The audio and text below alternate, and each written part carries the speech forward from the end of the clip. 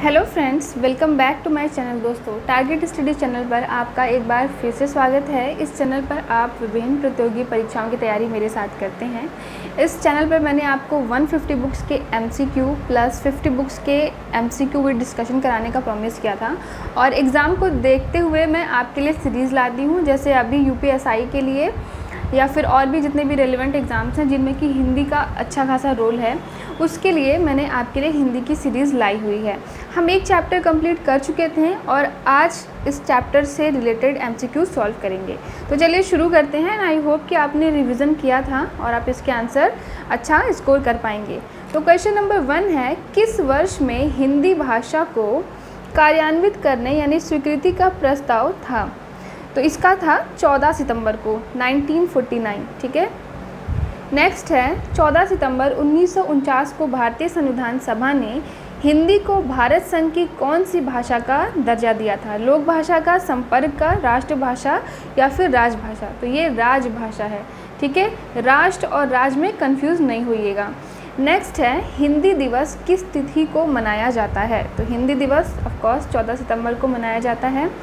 हिंदी भाषा किस लिपि में, देखिए ये कितना रेलिवेंट एग्ज़ाम है, कितना रेलिवेंट क्वेश्चन है। यूपीट्रिपलएससी पेट में भी आया, यूपीएसआई में भी, वीडियो में भी। तो इस सीरीज़ में आप ये भी देख सकते हैं कि कौन सा क्वेश्चन कितनी परीक्षाओं में आया था। हिंदी भाषा किस लिपि में लिखी जाती है? आई होप सबको पता होगा, देवनागरी में। नेक्स्ट है, निम्नलिखित में गढ़वाली की उपबोली है कौन सी? खसपजिया, पखाई, जोहारी, सलानी? तो इसमें से राइट आंसर है सलानी। संविधान के अनुच्छेद 344 ए के अनुपालन में भारत के राष्ट्रपति ने राजभाषा आयोग का गठन कब किया था? तो ये 1955 में किया था। नेक्स्ट है, भाषा को कौन सा कौशल सबसे पहले बच्चा सीखता है? लिखना, पढ़ना, सुनना, समझना या बोलना? तो आपने LSRW आई होप आपको पता होगा, यानी कि listening, speaking, reading then writing. तो सबसे पहले सुनना समझना सीखता है, उसके बाद बोलना, फिर पढ़ना और सबसे लास्ट में लिखना। तो इसमें से राइट आंसर हो जाएगा सुनना और समझना। हिंदी की उपभाषाओं की संख्या कितनी है? तो ये 5 है। कौन कौन सी है ज़रा कमेंट करके बताइएगा। देवनागरी लिपि का सर्वप्रथम प्रयोग कहाँ हुआ था? दोस्तों, आप लोग कमेंट नहीं करते हैं। कमेंट करने से आपका जो भी कहते हैं ना कि लिखने से कोई चीज़ें हमारी अपनी हो जाती हैं, यानी कि जब आप लिखते हो वो चीज़ आपकी और पक्की हो जाती है और इससे आपका एंगेजमेंट बढ़ेगा, तो मुझे भी अच्छा लगेगा, मोटिवेशन मिलेगा। तो कमेंट ज़रूर किया करिए। देवनागरी लिपि का सर्वप्रथम प्रयोग कहाँ हुआ था? तो ये जयभट्ट के शिलालेख में हुआ था। नेक्स्ट है, मानक भाषा की विशेषता क्या है? यानी कि मानक भाषा में तो ऐतिहासिकता, स्वायत्तता, एकरूपता, एक से अधिक या कोई नहीं, तो एक से अधिक राइट आंसर हो जाएगा। देखिए, बीपीएससी के स्कूल शिक्षक परीक्षा में ही पूछा था। भारत के संविधान में हिंदी को भारत की राजभाषा बताया गया है। इम्पॉर्टेंट है, ध्यान रखिएगा। तो आर्टिकल 343 के 1 में। नेक्स्ट क्वेश्चन नंबर 12, हिंदी भाषा की उत्तराधिकारिणी है कौन सी? ब्रज, देवनागरी, संस्कृत या अवधी? तो Sanskrit is the right answer. Next है, संसार की प्रमुख भाषाओं में हिंदी का स्थान है कौन सा? तो तीसरा है। अच्छा, पहला और दूसरा कौन सा है? तो आप सबको पता होगा कि पहला स्थान नो डाउट अंग्रेज़ी का है, यानी इंग्लिश का है, और दूसरे पर है मंदारिन चीनी भाषा। ठीक है, ये दोनों भी आप याद रखेंगे। दूसरे पे कौन सी है? मंदारिन चीनी। पहले पर है इंग्लिश और तीसरे पर फिर हिंदी है। उसके बाद स्पेनिश, फ्रेंच, अरबी, ये सारे शामिल हैं। नेक्स्ट क्वेश्चन नंबर 14, भाषा लिखने के लिए प्रयुक्त चिन्हों के व्यवस्थित रूप को क्या कहते हैं? तो ये लिपि कहलाती है।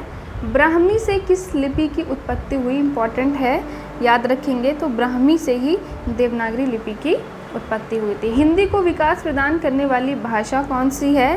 पाली, अपभ्रंश, प्राकृत या संस्कृत? तो इम्पॉर्टेंट है, कंफ्यूज होकर संस्कृत नहीं करना।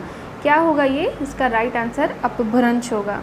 नेक्स्ट है, बिहारी हिंदी का विकास निम्न में से किस भाषा से हुआ है? तो बिहारी हिंदी का विकास मागधी अपभ्रंश से हुआ है। हिंदी की मूल उत्पत्ति किससे मानी गई है? खस अपभ्रंश, अर्ध मागधी अपभ्रंश, शौरसेनी या मागधी अपभ्रंश? तो ये शौरसेनी अपभ्रंश हो जाएगा। Most important question. नेक्स्ट है वाराणसी, गोरखपुर और आरा के मध्य कौन सी भाषा बोली जाती है? भोजपुरी, कौरवी, मैथिली या अवधी? तो भोजपुरी बोली जाती है। ब्रज भाषा का केंद्रीय क्षेत्र कौन सा है? मथुरा, वाराणसी, इलाहाबाद या लखनऊ? तो ब्रज भाषा मथुरा में। हमने चैप्टर में सब डिटेल में देखा हुआ है। अगर आप नए हैं चैनल पर, नहीं देखा है तो पुरानी वीडियो जा कर के आप देख सकते हैं। बोली का क्षेत्र जब थोड़ा विकसित हो जाता है और उसमें साहित्य की रचना होने पर तो वो क्या बन जाती है? ये उपभाषा बन जाती है। नेक्स्ट है बुंदेली का क्षेत्र कौन कौन सा है? तो बुंदेली का क्षेत्र झांसी, जालौन और दतिया है। नेक्स्ट क्वेश्चन नंबर 23, जिस भाषा का अनुवाद किया जाता है उसको क्या कहते हैं? तो स्त्रोत भाषा कहते हैं। नेक्स्ट है ब्रज हिंदी की किस उपभाषा के अंतर्गत आता है? राजस्थानी, पश्चिमी, पूर्वी या पहाड़ी? तो इसका राइट आंसर है पश्चिमी हिंदी। ठीक है, ब्रज कौन से उपभाषा के अंतर्गत है? पश्चिमी के अंतर्गत है। उर्दू को यामिनी भाषा कहने का श्रेय किसको जाता है? ये भी इम्पॉर्टेंट, इनफैक्ट मोस्ट इम्पॉर्टेंट है। तो ये लल्लू लाल को जाता है।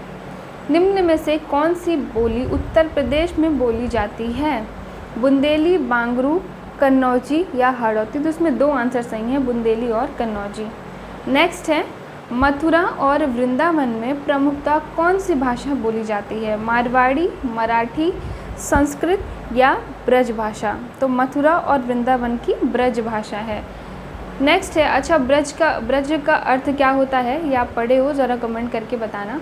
निम्न में कौन सी बोली उत्तर प्रदेश की नहीं है? भोजपुरी, ब्रज, मेवाती या कन्नौजी? तो भोजपुरी, ब्रज, कन्नौजी है, मेवाती नहीं है। मेवाती कहाँ की है ये भी आप कमेंट करके बताइए। सब पढ़ चुके हैं आप। कौन सी प्राचीन भाषा नहीं है? प्राकृत, संस्कृत, पंजाबी, अपभ्रंश? तो इसमें से पंजाबी प्राचीन भाषा नहीं है। नागरी लिपि का विकास किस लिपि से हुआ है? सैंधव, खरोष्ठी, यूनानी या फिर ब्राह्मी? तो ब्राह्मी लिपि से हुआ है। नेक्स्ट है पंजाब में हिंदी का प्रचार किसने किया? लल्लू लाल, राजा राम मोहन राय, सदल मिश्र या श्रद्धा राम फुल्लौरी? तो इसमें राइट आंसर क्या होगा? श्रद्धा राम फुल्लौरी। निम्न में से कौन सी बोली उत्तर प्रदेश की नहीं है? खड़ी बोली, जयपुरी, ब्रज भाषा या फिर कन्नौजी?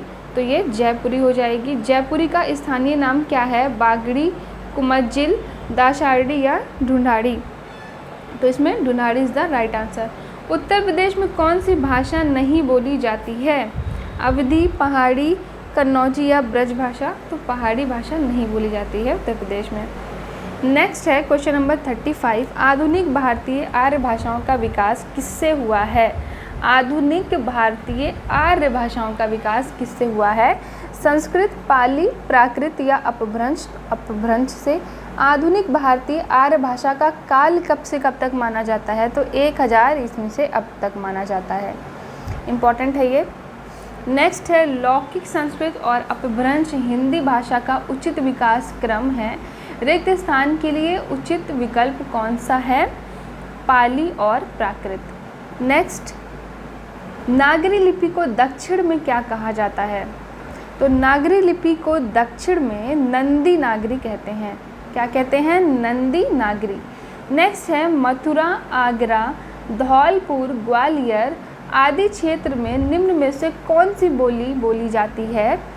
बांगड़ू, खड़ी बोली, ब्रज भाषा या अवधी? तो ये सब में ब्रज भाषा बोली जाती है। निम्न में से प्राचीन भारतीय आर्य भाषा कौन सी है? तो प्राचीन भारतीय आर्य भाषा वैदिक संस्कृत है। नेक्स्ट है दिए गए विकल्पों में से द्रविड़ परिवार की भाषा कौन सी है? असमिया, उड़िया, कन्नड़ या बांग्ला? आई होप सबको पता होगा कन्नड़। कौन सी भाषा देवनागरी लिपि में लिखी जाती है? उड़िया, मराठी, गुजराती या पंजाबी? तो ये मराठी होगा। लिपि किसे कहते हैं? तो लिखित ध्वनि संकेतों को ही क्या कहते हैं? लिपि कहते हैं। नेक्स्ट है भाषाओं के पारिवारिक वर्गीकरण का आधार क्या है? अर्थ, इतिहास, रूप रचना? एक से अधिक या कोई नहीं? तो एक से अधिक is the right answer. Next है क्वेश्चन नंबर 45, संघ की राजभाषा हिंदी और लिपि देवनागरी होगी, ये संविधान के किस अनुच्छेद में वर्णित है? तो ये अनुच्छेद 343 में है। नेक्स्ट है, देखिए कितना इंपॉर्टेंट क्वेश्चन है ये। पुरानी हिंदी, उर्दू और अंग्रेज़ी के मिश्रण से उत्पन्न नई भाषा या ज़ुबान कौन सी है? तो हिंदी, उर्दू और अंग्रेज़ी के मिश्रण से कौन सी बनी है? हमारी हिंदुस्तानी भाषा। पश्चिमी हिंदी की कितनी बोलियां हैं? 5 हैं। किसी सीमित क्षेत्र में बोली जाने वाली स्थानीय भाषा को क्या कहते हैं? तो सीमित क्षेत्र में बोले जाने वाली स्थानीय भाषा को बोली कहते हैं। भाषा को बोलते समय होने वाले उतार चढ़ाव को क्या कहते हैं? इम्पॉर्टेंट है, ध्यान रखिएगा, अनुतान कहते हैं। क्या कहते हैं? अनुतान कहते हैं। क्योंकि देखिए अवरोह तो गिरना हो गया, आरोह चढ़ना, संगम मिलना, तो इससे भी आप थोड़ा गेस कर सकते थे। रोमन लिपि का प्रयोग किस भाषा के लिए नहीं होता है? जर्मन, फ्रेंच, कुल्लुई या स्पेनिश? तो कुल्लुई नहीं होगा। जनगणना 2001 के हिसाब से भारत में निम्न में से सबसे अधिक कौन सी भाषा बोली जाती है? बंगाली, मराठी, तमिल, गुजराती। तो ये बंगाली हो जाएगा। कन्नौजी बोली मुख्य रूप से निम्न में से किस जिले में बोली जाती है? फर्रुखाबाद, मुरादाबाद, इलाहाबाद या कानपुर? तो Kanpur is the right answer. Bangru भाषा ज़्यादातर कौन से राज्य में बोली जाती है? तो बांगरू हरियाणा में बोली जाती है। नेक्स्ट है, हिंदी के स्थान पर अंग्रेज़ी को सन 1855 में भारत की शिक्षा और प्रशासन की भाषा के रूप में किसने स्थापित किया? तो ये लॉर्ड मैकाले ने किया है। इंपॉर्टेंट है, याद रखेंगे। क्वेश्चन नंबर 55, हिंदी को राष्ट्रभाषा घोषित करने वाले हिंदी भाषी प्रस्तावक का नाम क्या था? तो ये थे गोपाल स्वामी अयंगर। निम्न में से कौन सी भाषा का मौखिक रूप है? परियोजना, पत्र, परिचर्चा, निबंध? तो परिचर्चा यानी डिस्कशन क्या होगा? मौखिक रूप होगा। महत्वपूर्ण कृति कृष्णायन उत्तर प्रदेश की बोलियों में से किस बोली में लिखी गई है? कृष्णायन कौन सी बोली में लिखी गई है? अवधी बोली में लिखी गई है। इस बोली में उत्तम पुरुष एक वचन के स्थान पर उत्तम पुरुष बहुवचन का प्रयोग किया जाता है। कौन सी बोली में? तो ये भी अवधी में होगा। हिंदी भाषा की बोलियों के वर्गीकरण के आधार पर छत्तीसगढ़ी बोली इनमें से कौन सी है? पहाड़ी, राजस्थानी, पूर्वी या पश्चिमी? तो पूर्वी हिंदी है। बुंदेली का विकास किस अपभ्रंश से हुआ है? इंपॉर्टेंट क्वेश्चन है। तो ये शौरसेनी से हुआ है। लोधांती इनमें से, अच्छा शौरसेनी अपभ्रंश से ही एक और हमने बोली का भाषा का विकास बताया था, अभी हमने क्वेश्चन अटेम्प्ट किया है, अगर आपको याद है तो ज़रा कमेंट करके बताइए। लोधांती इनमें से किस बोली की उपभाषा के अंतर्गत आती है? तो लोधांती बुंदेली के अंतर्गत आती है। हिंदी आकृति की दृष्टि से निम्न में से किस प्रकार की भाषा है? आयोगात्मक, श्लिष्ट योगात्मक, प्रश्लिष्ट योगात्मक या अश्लिष्ट योगात्मक? तो ये श्लिष्ट योगात्मक होगा। नेक्स्ट है, ब्रज भाषा का विकास किस अपभ्रंश से हुआ है? मागधी, अर्धमागधी, पैशाची या शौरसेनी? मोस्ट इम्पॉर्टेंट है, ये हो जाएगा शौरसेनी से। नेक्स्ट है, ब्रज बोली किस भाषा का कृत्रिम रूप है? तो ये बांग्ला का है। नेक्स्ट क्वेश्चन नंबर 65, किस भाषा को आरंभ में पिंगल नाम दिया गया था? पिंगल नाम कौन सी भाषा को? ब्रज भाषा को दिया गया था। हिंदी भाषा किस भाषा से उत्पन्न हुई है? अपभ्रंश से। पहाड़ी हिंदी का विकास किस अपभ्रंश से हुआ है? खस से हुआ है। संथाली भाषा किस भाषा परिवार से संबंधित है? इसमें से ऑस्ट्रिक परिवार हो जाएगा। शौरसेनी अपभ्रंश के अंतर्गत आने वाली भाषा नहीं है। गुजराती, सिंधी, राजस्थानी या पश्चिमी हिंदी? तो Sindhi is the right answer. Bharatvarsh की आदि भाषा है लौकिक संस्कृत, प्राकृतिक, वैदिक या अपभ्रंश? तो वैदिक संस्कृत हो जाएगा इसमें से राइट आंसर। आई होप सबको पता होगा। भाषा के शुद्ध रूप का ज्ञान किससे होता है? शुद्ध रूप का ज्ञान लिखित भाषा से, लिपि से, व्याकरण से या इनमें से कोई नहीं? तो ऑफकोर्स व्याकरण से ही शुद्धि का ज्ञान होगा। किस बोली में ने पर सर्ग लगाया जाता है? राजस्थानी, अवधी, खड़ी बोली या ब्रज भाषा? तो इसमें से खड़ी बोली इज़ द राइट आंसर। प्राकृत, संस्कृत, अपभ्रंश, पाली, इन भाषाओं में प्राचीनतम भाषा कौन सी है? यानी कि आपको क्रम बताना है। तो इसमें से प्राचीनतम संस्कृत है। नेक्स्ट है मानक हिंदी का आधार क्या है? अपभ्रंश, पूर्विया, परिनिष्ठी हिंदी या खड़ी बोली? तो खड़ी बोली is the right answer.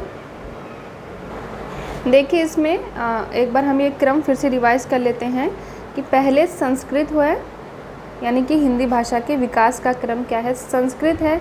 Sanskrit के बाद पाली, पाली के बाद प्राकृत, उसके बाद अपभ्रंश, अपभ्रंश एंड सबसे लास्ट में फिर हिंदी। तो ये क्रम आप याद रखेंगे, ठीक है।